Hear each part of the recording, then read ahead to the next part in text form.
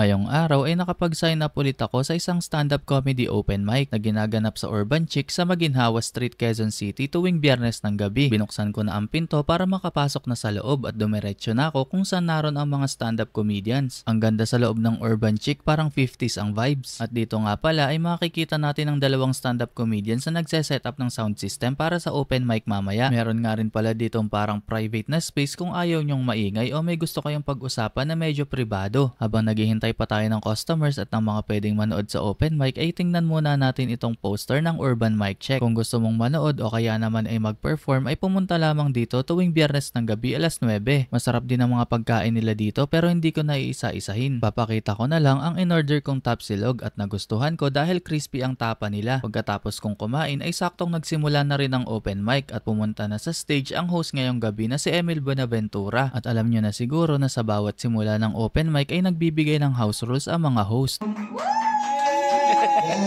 Pagkatapos magbigay ng house rules ay syempre nag-set din si Emil. Pagkatapos ng set ni Emil ay ako na agad ng sumunod. Sige, pagkatapos ng set ko, maraming salamat. Let's get it up. Pagkatapos ng set ko ay sumunod naman si Sara Pascual. Tama ang parehong Sara na nakasama namin sa Super Sam. Kung gusto nyong marinig ang mga jokes niya ay meron silang show sa Takeover Bar sa November 4. Pagkatapos ng set ni Sara ay sumunod naman ang isa pang tropa sa comedy na si Marvin Tumon. Pagkatapos ng set ni Marvin ay sumunod naman si Mike Asoy. At dahil first time ko dito sa Urban Chick ay first time ko din siyang na-meet. Kaya ang mga jokes niya ay fresh na fresh para sa akin. Pagkatapos ng set ni Mike ay sumunod naman si Joey Valdez na nakasama ko na rin mag-open mic sa Takeover Bar kasama si Ricky at si Tim. Pagkatapos ng set ni Joey ay sumunod naman ang isa ring idol na writer na si Herman Gacosta.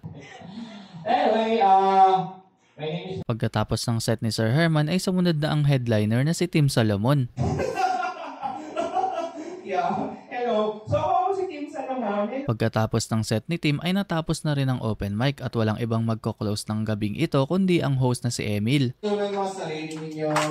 And thank you sa pag-support sa Pinoy Stand-Up Comedy. Sulit ang experience dito sa Urban Chick kaya tara na't maki-stand-up comedy tuwing Biyernes ng gabi. Salamat sa panonood!